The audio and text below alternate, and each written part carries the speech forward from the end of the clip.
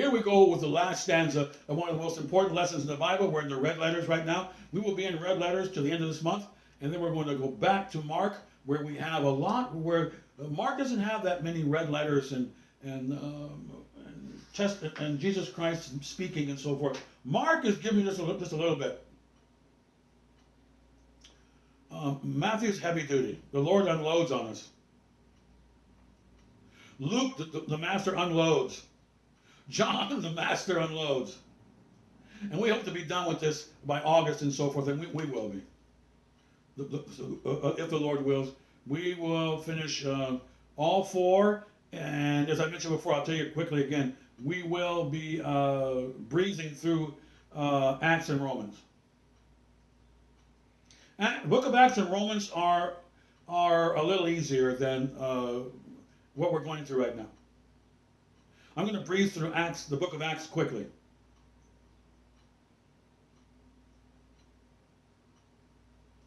And that's book 44, Acts, and 45, Romans. Both of those books are pretty easy for me. I'm going to go right through those.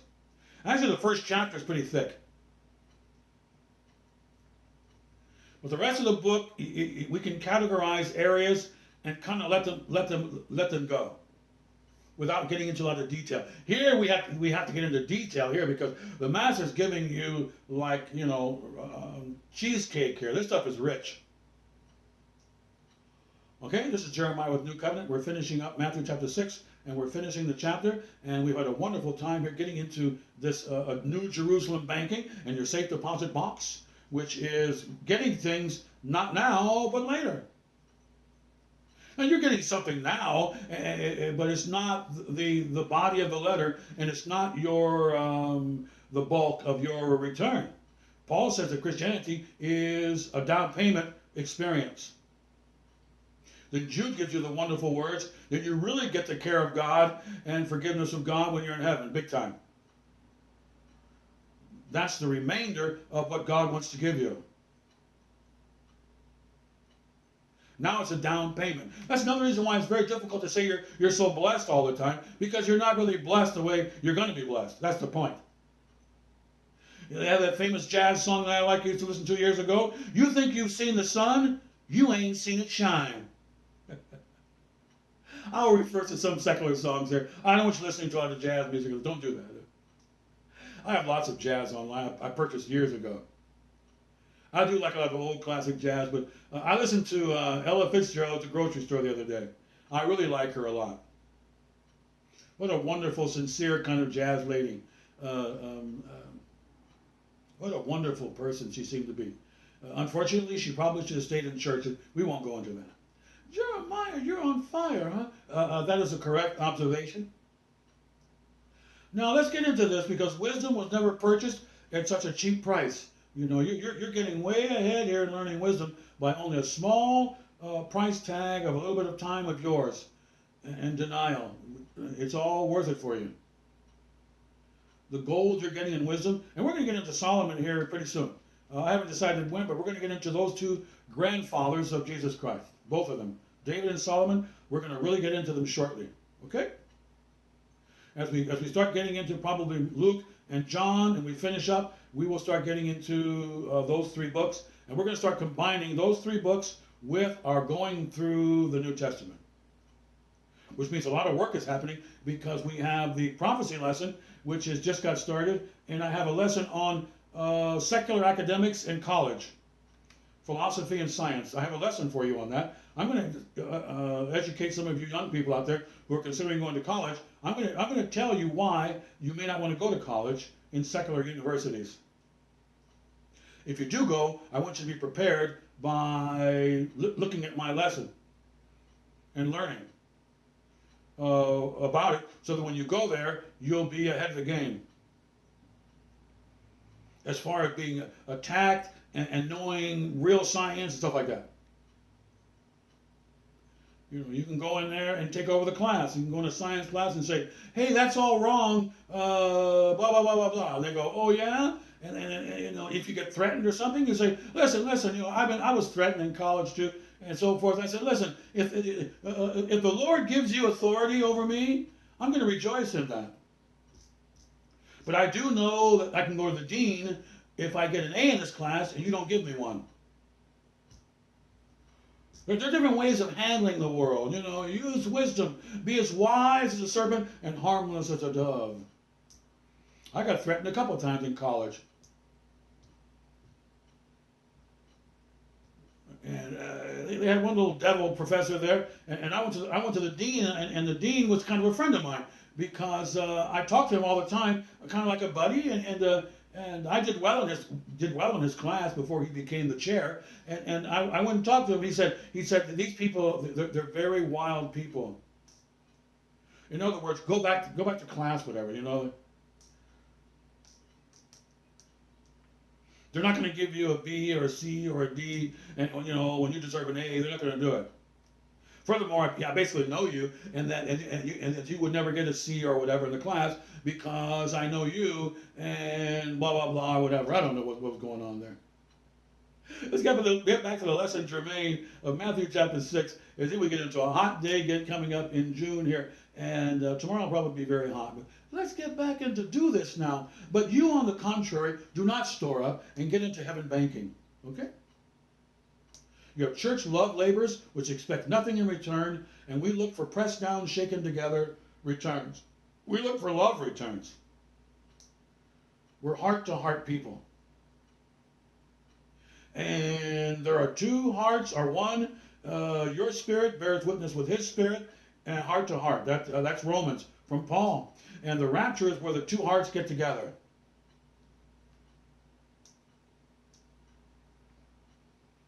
All we talk about all day long here is basically the rapture. Or just basically being with the Lord, because that's our goal here. No, nothing can really bother you very much, which is why you don't mind not storing up on the earth, because the earth is not your home. Abraham said, I plainly state to everyone, basically, that I seek a home not made with human hands. That's what I'm looking forward to. That's what Abraham was looking forward to. That was the big faith of Abraham. It doesn't mean that Abraham didn't have faith pertaining to his day-to-day life.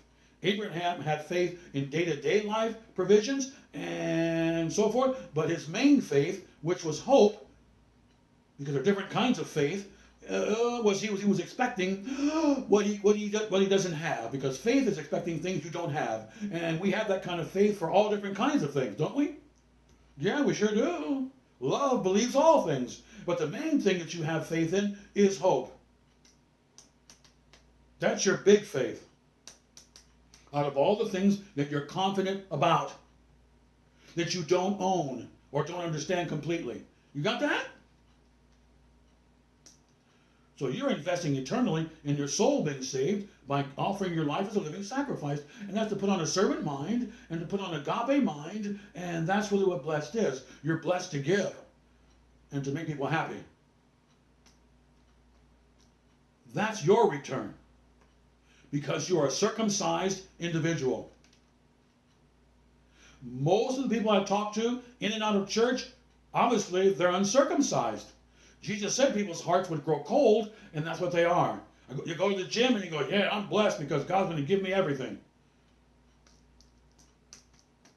That's why I'm blessed, because I'm receiving all the time. Give me, give me, give me. That's called wrong answer. So you're investing in eternal things, and which is your soul, and it returns in heaven, and you're learning to put on a servant mind. And that a servant mind seeks to bless others. Jesus said, I did not come to be served, but to serve. I didn't come to get, but to give. I didn't come for relaxation. I came for work for others. We're done. Let's move on. So there's no room in my heart for material things. I don't have extra appreciation for it. I don't look at cars and go, ooh-wee! You know. I enjoy looking at old cars in my classic movies. But I don't want the cars per se, but they're interesting cars. Last night, it was the Dodge vehicles that were issued in Japan. Some of the Dodge cars that were issued in Japan were not issued in the United States, if my memory is correct. Very interesting, different cars and so forth that the Japanese were using, because they weren't that much into making cars at this time. That was 1950 something or whatever. So we have a postume mind. We seek heaven, and we seek prioritizing the King of heaven. And we have a new kingdom as our priority now. And this is an easy exchange for us because we don't love mammon. We don't mind exchanging a few years for glory. And we have this mind in us.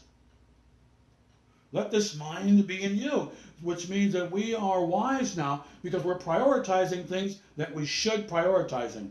We should be prioritizing, excuse me. We're prioritizing heaven and pleasing Father right now. That's the big enchilada.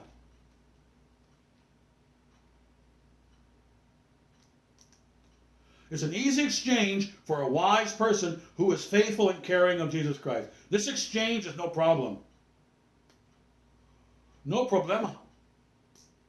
So I choose the path of the one eye and the light of the body. That's what I choose. Single, honest people who inside their soul is light. The serious condition of the soul is based upon the lifestyle you have. You can't practice both of these. You either practice giving and sharing and enjoying giving, or you practice darkness, which is you, more. The Bible says that hell always says more. More, I'm not happy. In other words, they can't get no, hey, satisfaction. There is no peace for the wicked. They're tossed about all over the place. Look at the devil coming to Jesus. Hey man, let's have a party, you know. Why don't we play with God's powers? Whee! He's like a big child. Not considering really where he's going. He's enjoying the day, and that's what he's telling Jesus. Why don't you just get a quick reward? Don't worry about tomorrow, and don't be wise. Be like me. Let's just enjoy ourselves and take advantage of the situation. Huh? Come on, man. Like a mentally retarded child. And the master says, wait a minute, I'm mature and intelligent and wise, and I know that the human body is going to die when it sins.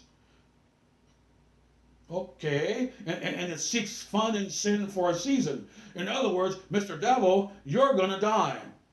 I know that me and Father gave you 6,000 years to basically rule the world, especially for 4,000 years. 2,000, it was changed slightly because of the victory of the cross. But the bottom line is you got 6,000 years where you can roam around and basically be your own boss and abuse Adam's children because they allowed themselves to turn their back on God. So that means you're toast. Get out there with the devil and good luck with that.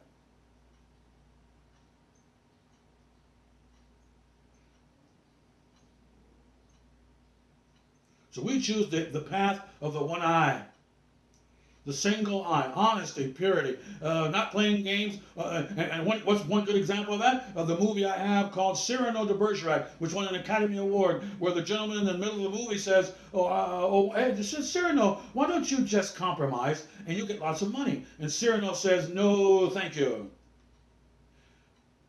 I cultivate my own ground. I don't want people playing with my words. I don't seek favors with one hand and the other hand hide behind my back. And that's called double eye, isn't it? Cyrano says, God gave me the gift to stand on my own feet and to stand like a man. They won an Academy Award here in America, and a lot of people were edified and established by such a nice movie like this. Because he was talking about manhood, and he said, this is manhood. There are a lot of people in America, in spite of maybe 70% of the movies in Hollywood being somewhat trashy, 30% of American movies before 1960 were actually very good. They promoted righteousness, like Cyrano did. No, thank you, Cyrano says.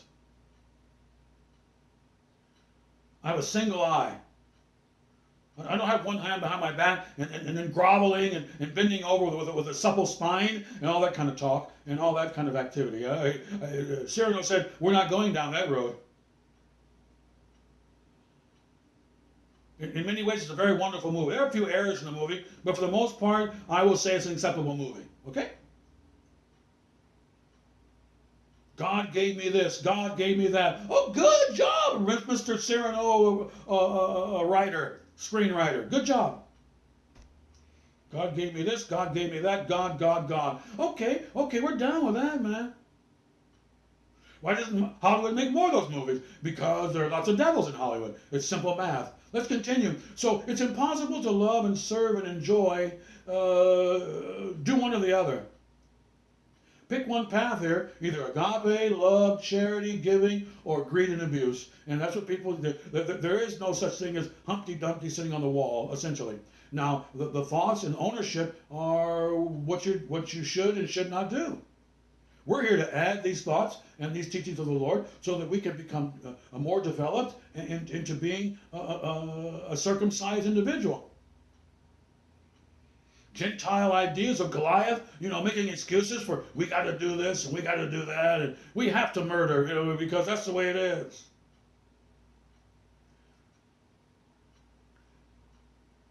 I was reading some words of Genghis Khan and Kublai Khan, and they were saying that this is what men are supposed to do.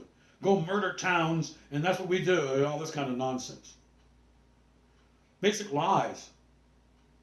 Like provisions here. Do not store up and worry about tomorrow. Don't take thought for tomorrow, what you should eat, what you should drink, what you should wear. Don't own Gentile animal thoughts because you don't have to, because you are selected as an Israelite. You submitted yourself to God, therefore relax. I was around some people arguing about jobs and the future, and I just left the room, and I basically told them that I'm sorry to hear all of this, because this is Gentile conversation. I'm not a Gentile. I don't worry about tomorrow. God takes care of animals. He'll take care of me. I seek to serve the Lord. Therefore, all the scriptures in here in Matthew 6, such as don't worry about tomorrow, and God takes care of birds. We're going to get into that in a moment. God takes care of birds and animals, and I'm worth more than animals, and I belong to Israel. I'm a grafted in Jew, and so I'm doing okay over here. I don't guide myself. You want to guide yourself because you want to be proud of yourself. You're setting yourself up for pride. He maketh me lie down. He leadeth me beside quiet waters. Thy will be done. He leads me in paths of righteousness. The steps of a righteous man are ordered of the Lord. That's my mindset. You are on the other side of the hill. I'm sorry to hear that, because some of you have been raised in Christian homes and you're not cultivating the truth. You keep going back to boo-boo. Uncircumcised Goliath conversation. I'm proud of my accomplishments. I'm Indy Jones. I'm seeking glory and fortune and all this kind of nonsense. This is Babylon. Unfortunately, America's bought into a lot of this. America's in the falling away. They were from Abraham Lincoln and William Penn talking about Jesus Christ and doing things for others. Abraham Lincoln supposedly gave some of his last money to free a young black woman who was a slave. He freed her with his last money, and he told her, you're free. She said, I want to serve you. He said, no, you're free. Those kind of people are gone. That's the point. That's the point. It's impossible to serve two masters. Do not store up treasures, and do not take thought for tomorrow. Let's get into that right now. So what kind of thought ownership do you have? Don't own these thoughts. That's what the master said. Do one or the other. And take the Gentile mind or take the circumcised Hebrew mind. Which one do you want? And is life more than flesh provisions? Yes. The master calls it the life. Is not the life more than? Meaning the real life is for you to focus on love and be a Hebrew. Moses didn't sit up in the middle of the night worrying about bills. Americans do that because they believe in lies. A lot of Americans. Not the Quakers down the street. The Amish people around the street, they don't sit up all night and worry about money. Because they don't listen to lies on TV and movies.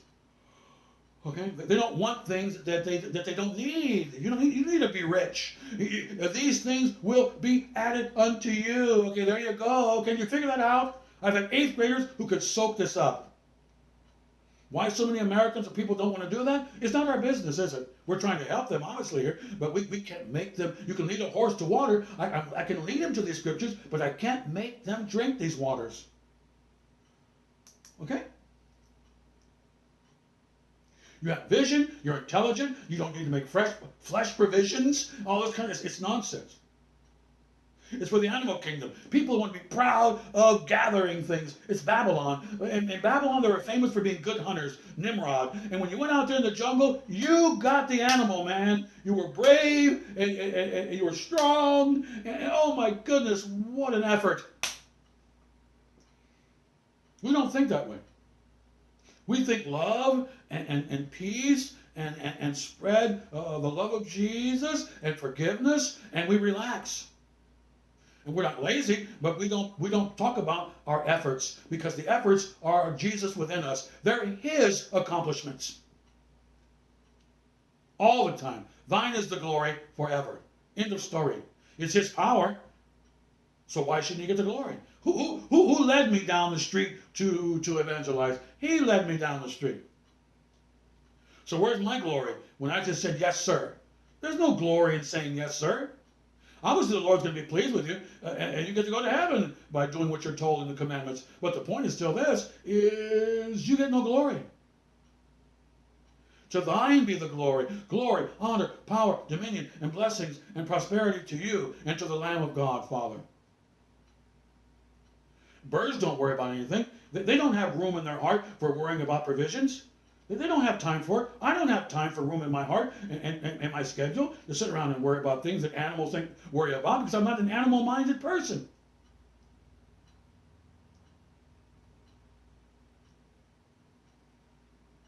Birds don't work very hard. God takes care of them. Lilies of the field are well taken care of. They're very beautiful. What do they do to earn being beautiful? Really nothing. You're more valuable as Israelites and converts to Christianity than animals, so relax. So owning Gentile thoughts and schemes, I better do this, is getting away from Psalm 23. You're getting away from one of the key scriptures in the Bible we're going to get to again later on, which is Psalm 23. The Lord is my shepherd. I don't have any wants around here. He makes a table for me in the presence of my enemies. Who's making the table? Me? I'm not making the table. Daddy's making the table. I'm not being lazy. I'm just relaxing. And Father is awfully, take care of business. When I was growing up, both of my parents did almost everything.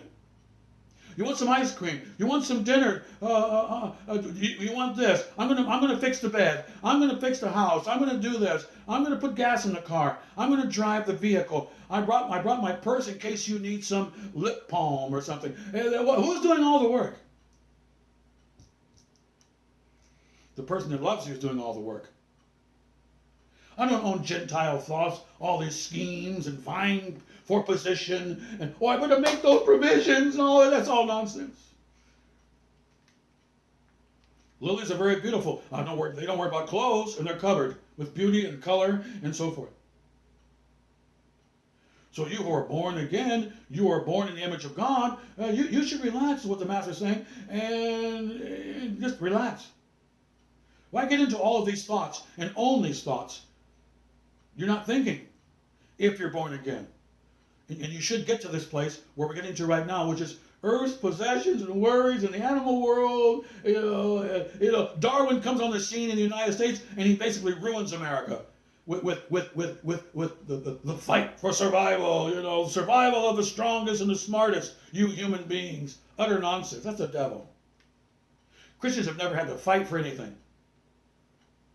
As a matter of fact, they used to be mad at Isaac because he was the first child of promise. And they used to say, Isaac, why don't you fight like we do and argue? You seem to always have water all the time. When he had dinner with the Philistines. They asked him something personal. Hey, Isaac, you're always getting water all the time. We fight over water over here. And we like fighting over water and things. We're Goliath cousins. And Isaac says, basically, I don't have to fight over things. I seek to please God, and everything is added unto me. You don't seek to please God. That's why you're having those troubles, Mr. Animal-like person. You're violent, and you wonder why God's not on your team.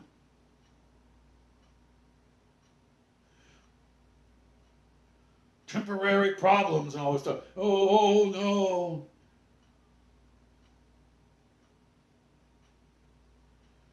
Okay, earth provisions warriors. Let's talk about it. Let's do some scheming. Oh, this is needless conversation. Some people told me that you know what you don't want to concentrate. You don't want to think. You're not a thinker. I'm a thinker because I have a scheme for how to get a job. I have a scheme for getting a wife and utter nonsense, all nonsense. The Lord is my shepherd. I don't have a want because He's my shepherd.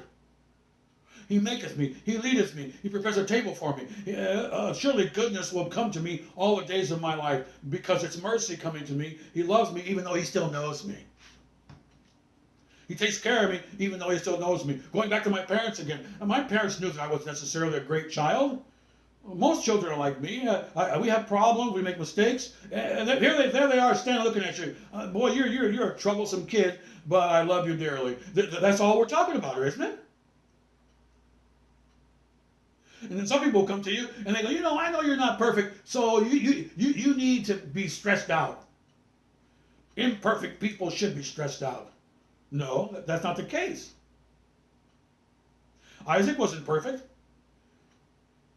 Yet they were very jealous of him because he seemed to always get what he needed all the time.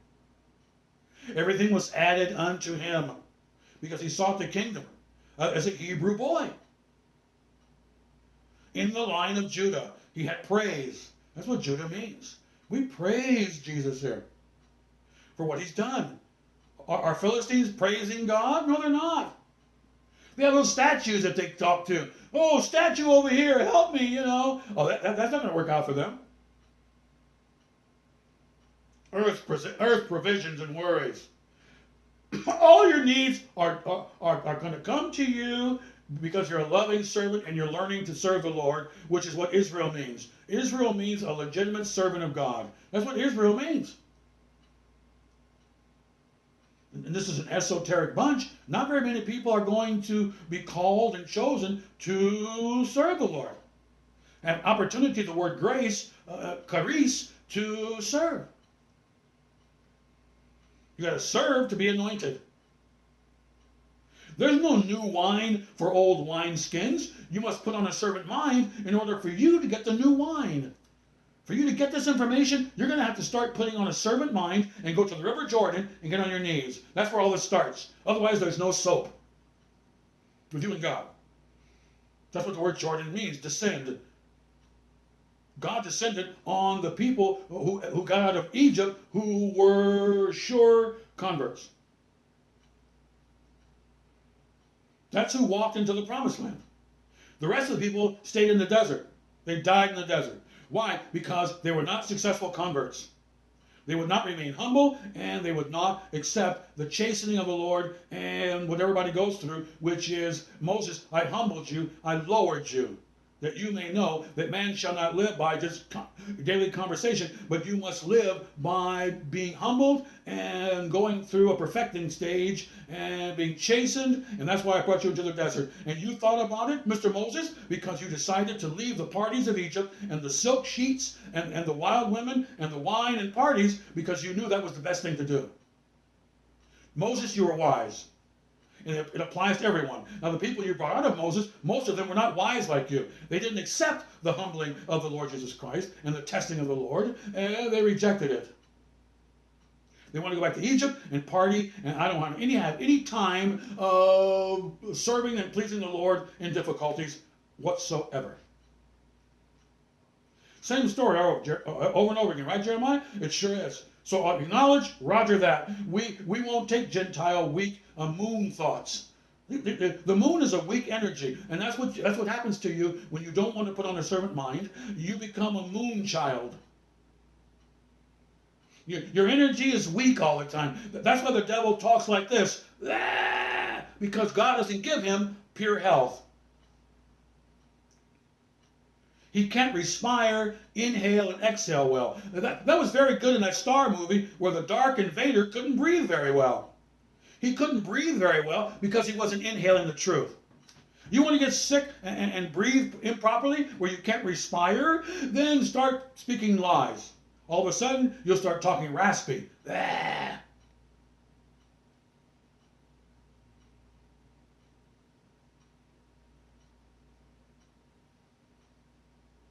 So we are open to the Zion life, high intelligence, which satisfies Adam. And we know right well that this is going to satisfy you. When we consider all these scriptures and these commandments and teaching and guidelines, most of this are guidelines, but they're basically commands too. And you can't add anything with an emotional perspective. A lot of people give me their emotional perspective on survival and take no thought for tomorrow, and I better do this and better do that. And no, you seek the kingdom first and make that your priority, and essentially, and everything will be added unto you. That's the winner's path.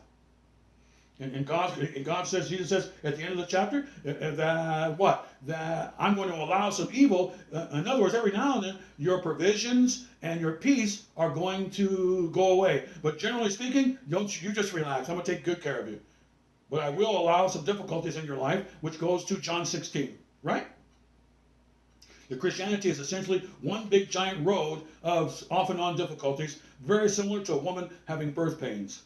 That's what Christianity is compared to in John 16, which means things are going to be added unto you, but back to the previous chapter, God's going to allow people to harass you and so forth. Lie on you, cheat on you, steal from you, who knows? Cause you pain, you know. But the bottom line is, you're not getting everything in one big lump sum. The Lord will take care of you in increments added unto you, and you are in the winner's circle here. That's it for Matthew 6. I'll have a review over this later on. Maranatha, Jesus is coming again. And that's enough work for today. Today was a big work day. Maranatha, the Lord is coming. We say amen to all of this. Shalom.